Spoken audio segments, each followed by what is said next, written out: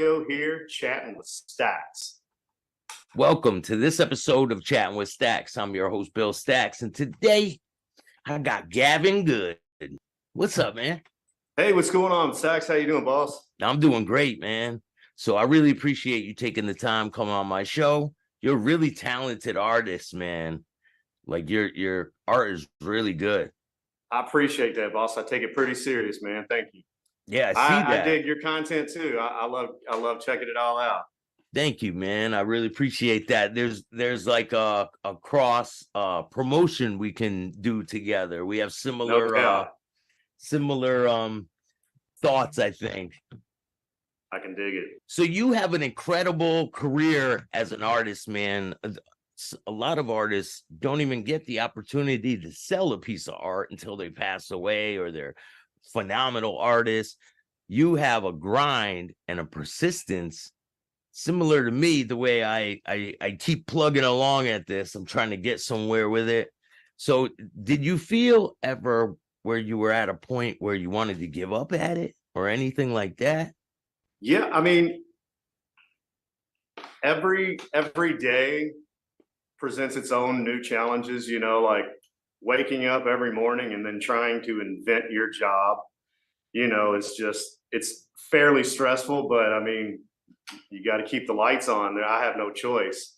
I've had this company for almost 19 years now, so there's no looking back.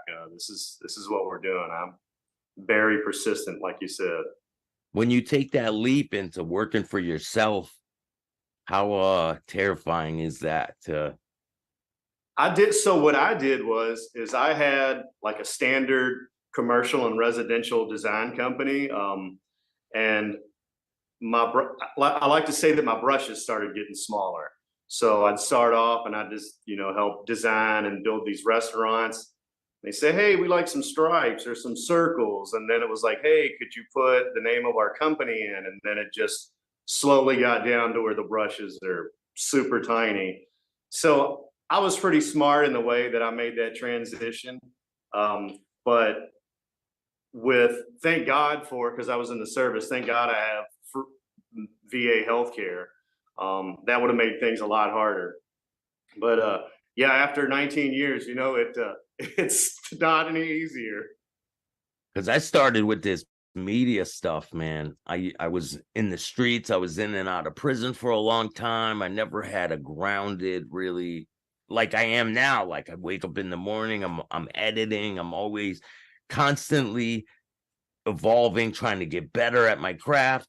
And there's no looking back. Like you said, I don't have any plan Bs. You know what I'm saying? Sure, yeah. I had somebody tell me that I was clinically unhirable. And I'm like, what's that mean? And they said, you couldn't work for a company even if you wanted to after this long. So you might as well just lock in on what you're doing and move forward. That really helped me a lot. That helped get rid of a lot of demons in my brain. That was some good advice for me.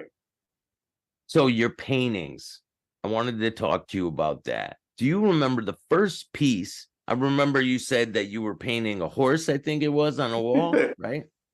I was painting these big life-size horses in the middle of Louisville, Kentucky, downtown. I just drug it out and started painting it out in the public just to see if anybody would dig it.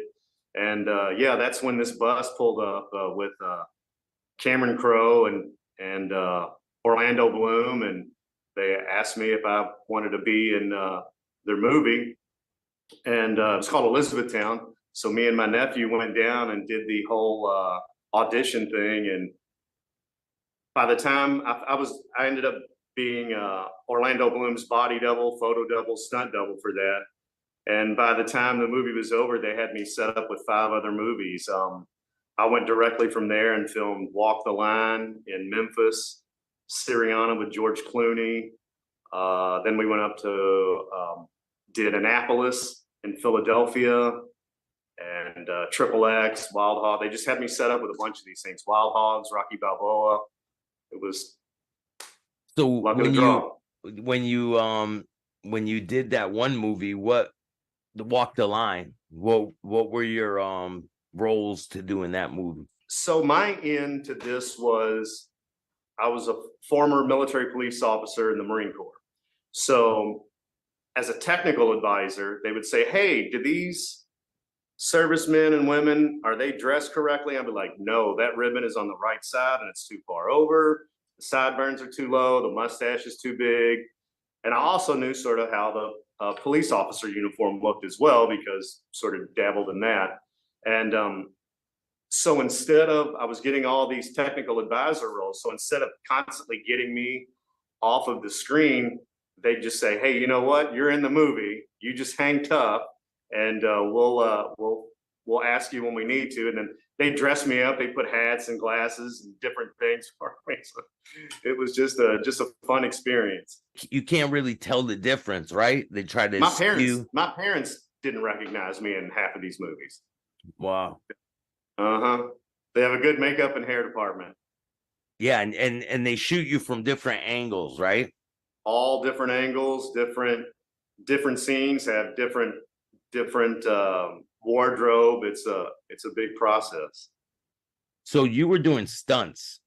Yes. Did you ever have a stunt where you're like, wow, this is a little sketchy? I got to smash through the front door of a mansion about 10 times. That was pretty slick. Then Samuel L. Jackson kills me at the end of XXX Part 2. Got to drive motorcycles north of LA with Ray Liotta and Wild Hogs. That was amazing. Ray Liotta, man, absolute legend. There he is. Yeah, that's on a piece of 4-foot steel. I do a lot of paintings on steel with automotive paints, so that takes those take a long time to dry. It looks really cool, though. Thanks. Really cool, man. Looks great. And it glows, right, in the dark. Yeah, so I make a lot of folks don't know that I make a lot of my own colors. I mix my own pigments in, and I use a lot of layering, so different lights that shine on it will change it different colors. Daylight, black lights, just different lights change different things. So you really experiment with a lot of different techniques of painting, right? You're not just a regular, I'm just going to paint this on the canvas. Sure. And that's it. I'd say my specialty is I can paint on any surface. So the paint that you would use on steel or copper would be different than the paint you would use on wood or canvas. I can paint humans, motorcycles, the floor, just whatever you have, I'll figure it out. And you just paint it off your head, or do you have to look at something? I use every tool and every cheat humanly possible to make my job easier. I used to be like a very purist and like, hey, I'm going to do this here now. I just don't have the luxury or the hand strength to sit there all day long and make sure. So I'll use everything to my ability except for stencils and airbrush. I use 0 stencils and 0 airbrush. Everything is done traditionally by hand. And like these straight lines, do you use the tape? Yeah, I'll tape that off. For sure. That's not a stencil, right? I mean, like, I guess it depends who you ask. But no, I don't cut out his face or anything. Yeah, you can use grids, you can use projectors, you can use backlights, it just depends, you know. I like to think that Da Vinci would, instead of spending 30 years on one piece, would speed things up a little bit. So did you ever present one of these paintings to Mr. Ray Liotta? No. So I filmed Wild Hogs in 2005, I think. And that was the last, like, I'll see these folks for a couple of weeks, 3 weeks, a month on set, and then never see them again. But it would have been cool to get it in front of me. Yeah, man, definitely. We're doing a piece for Mark Wahlberg. It's the second piece I've done for those folks right now. I'll take that up to him in Detroit here in about 3 weeks. Yeah, the boxer photo of who Joe Louis. Joe Louis, yeah. Joe Louis, the Brown Bomber. That's a really cool painting, man. Thanks. Can you walk me through the process of when someone calls you and says, I want a painting? Can you walk me through the process, start to finish? on what you do? What's your budget? Like, let's just cut through the bullshit right now. What do you want to spend on it? Say And they then you tell throw, you 2 grand. I got sure, two all right. grand, When do you need it by? 1 month. Doable. What are you thinking? So I'm really good at figuring out my client's needs. And let's say, okay, we'll take Ray Liotta, for instance. I want Ray Liotta laughing. Okay, do you have any specific colors you like or specific colors you don't want? Do you want it on canvas, copper, steel? What size would you like? So I have all these qualifying questions that I go through. Then I'll pull up a couple designs, get a couple designs for them, submit it to you, and you say, I like this, change this, move this, I'll redesign it. So by the time it is time for me to start painting, you and I are 100% on board with the image. So that's it in a nutshell. Have you ever had somebody where you paint it and they're like, no, no, no, no, no? No, I charge everybody 100% up front, and I don't stray from the design I've submitted to you. So if you say, hey, I don't like this, I'm like, well, this is what you wanted. So I'm dealing with a famous boxer right now who has jumped me through every hoop. Every time I think I have my ass covered, there's something else that pops up. I'm like, so we'll see what happens. I'm going to go see Mr. Holyfield here in a couple of weeks, and we'll try to get this thing dialed in. But it's been a year process, so that's the longest that I've dealt with a client to try to get something off the ground. But it'll be worth it if we can figure it out. See, me, when I do the interviews, I edit them. I try to make them as best as I can. Well, I probably can do better, but I put in a lot of effort to them, and I do not show the people the interviews before they're released, because then they will nitpick them apart, and I just cannot do it. It's too much. Yes.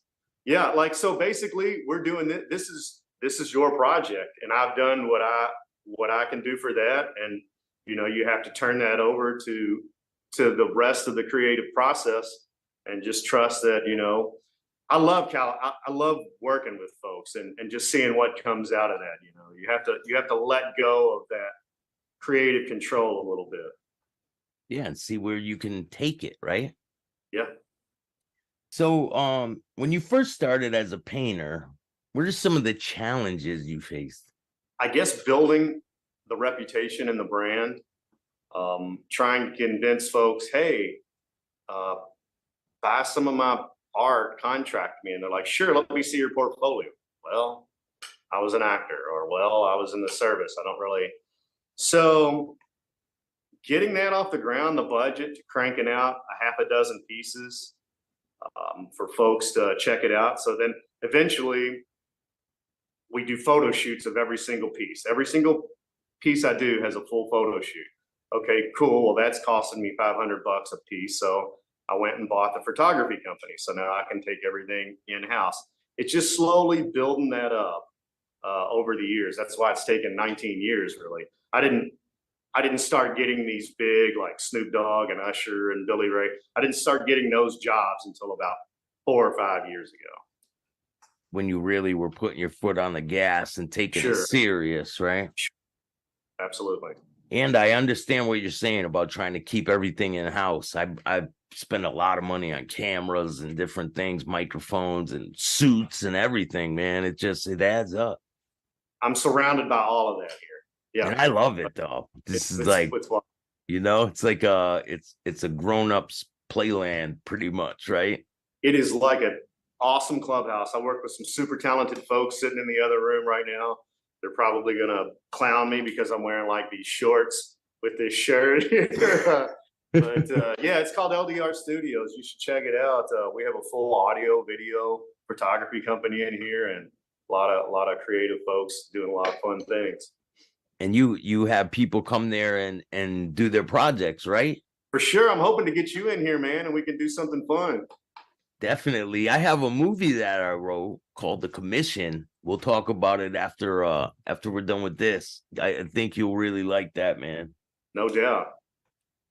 So what's an average day like for you? You wake up in the morning, what do you do? Wake up, work out, get to the studio as fast as humanly possible. And so right now I have 4 different work bays. I have 4 projects going at once. So if Are they all paint? Are they all painting projects in the yes, base? yeah. So it helps to start off with a little bit easier things, and then a few hours in, then I can switch to the smaller stuff. And like we were talking off air, you know, sometimes my ADD kicks in and I'll have a hard time concentrating. Okay, cool. And we'll just worry about prepping canvas, or we'll worry about cleaning the studio, or there's always any progress is progress. There's always something that can be done. And I'll go as hard as I can. I work 6 days a week, Sundays off. And, you know, when my hands start cramping or I can start seeing my lines getting out of whack, I get the hell out of there. Try to get your brain cleared out, right? For sure. I can't tell you how many times I've come back to the studio and looked at something and been like, oh, I got to fix all that. Hey, man, I used to have I didn't do anything with myself, you know. I wasn't trying to progress and do better things. I was just existing. I wasn't living. And now that I'm sober and I'm able to see the writing on the wall, it's really a different experience, and I love it, man. Yeah, that comes with age, you know, like at some point we have to look in the mirror and be like, oh, nobody's going to do this thing but us. And, yeah, I think I hit that a while back. And, you know, it's good to have pride and integrity in what you're doing. Do you have any crazy stories with any of these celebrities that you have met over the years? I tell you, Ray Liotta's hilarious. I'll give you a Ray Liotta story. So we're filming in LA. It was during Christmas and it was freezing. The stop signs had icicles hanging off of them. And Ray is the only one out there. He had Jeff Gordon's trailer. So he was letting all the rest of us bikers, you know, hang out because I was a Del Fuego. I was a bad guy in the biker that he was the head of. And folks would come up and be like, hey, Mr. Liotta, can we get a picture with you? And he'd go, sure. And they'd go, 3, 2, 1. And then he'd look away as soon as they flashed the camera. And we just died. He was a cool cat. George Clooney, like they say how he pranks and plays jokes, that's 100% true. He'd come and film a whole day with a giant mustache on. And like we'd have to, that was it all day. Like, and then they'd have to reshoot all of that. And but you're trying not to laugh, right? Yeah, like he'd come up to you and do this. And, they're all interesting. James Franco is a super cool, down to earth guy. Orlando Bloom's very nice guy. Samuel L. Jackson was funny. Basically, just putted all day long in between takes.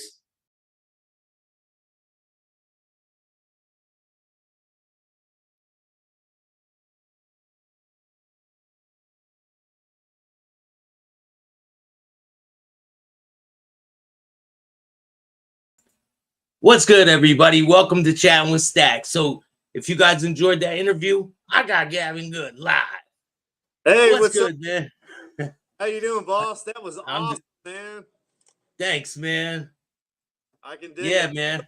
Where are you at? Are you in my studio? Yeah. You like that? I'm back at your studio while you're on the road. Love it. I love it. That's awesome.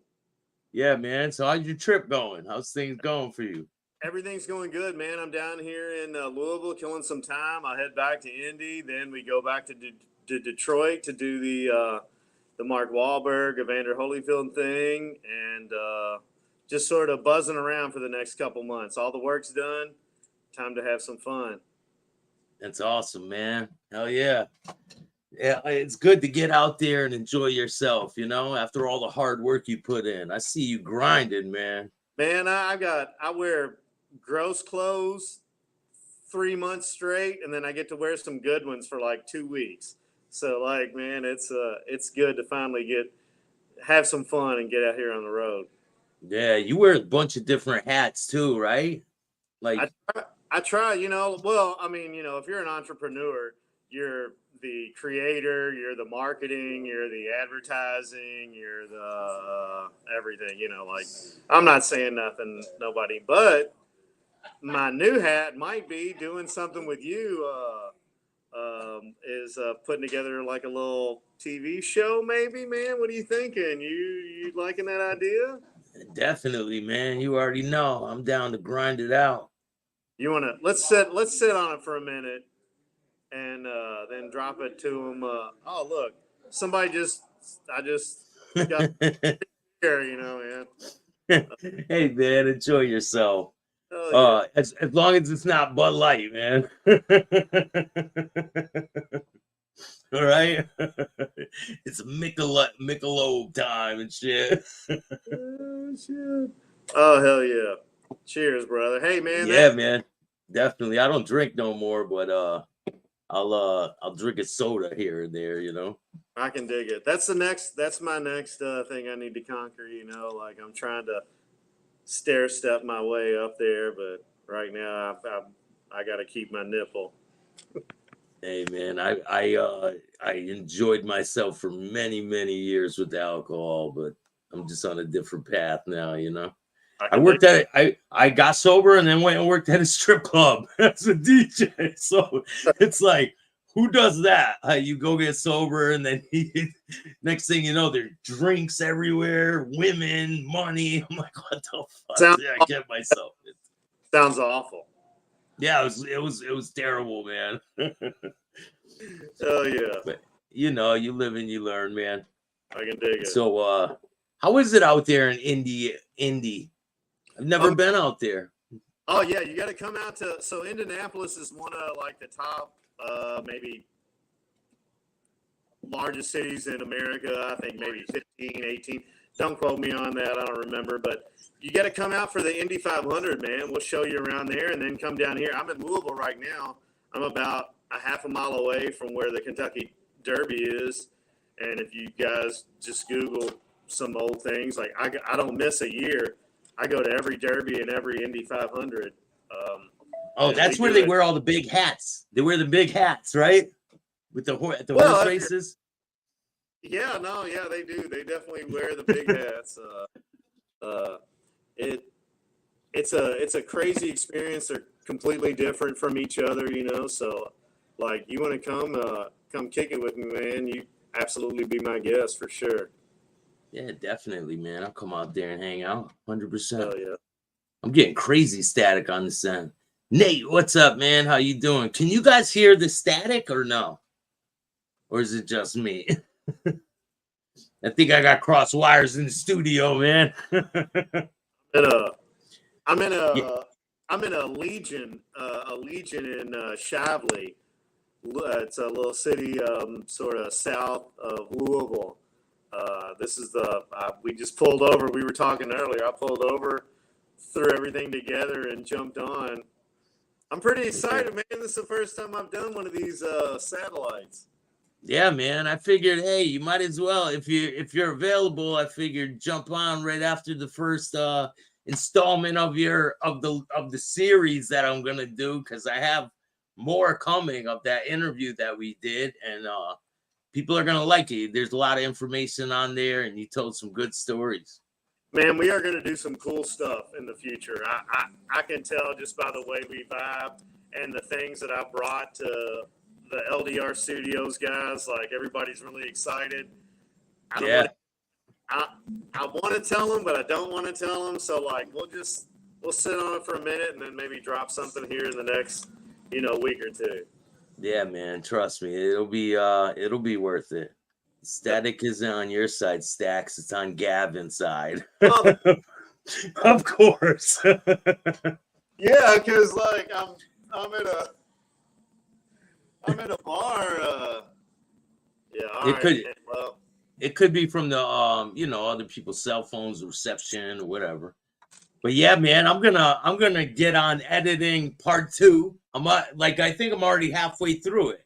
I'm going to get on editing part 2. We're going to get some things going, and sky's the limit, man. And where can they find your paintings for all the people who want to reach out? Because I know a lot of people have seen your paintings and they're incredible, man. And you have a waiting list. Like, how does that go? Can people just reach out to you? Anybody can reach out to me. I'm at Semperfly Studios across the board on social media. Semperflystudios@gmail.com. And then it's just basically Semperfly Studios. And yeah, I have a waiting list, but I mean, most good artists do have a waiting list. So just get on the list, you know. I'll figure out what you're wanting to do, figure out the size, the medium, the subject matter, how long I think it'll take. We'll work it out, you know. There's no reason why I can't work with a new client. So like I'll bend over backward to, you know, I love meeting new folks. So man, I appreciate Me too, you. man. Definitely, man. Well, yeah, I'll leave a link in the description if you guys want to check out his art and go to his Facebook and all the rest of this stuff.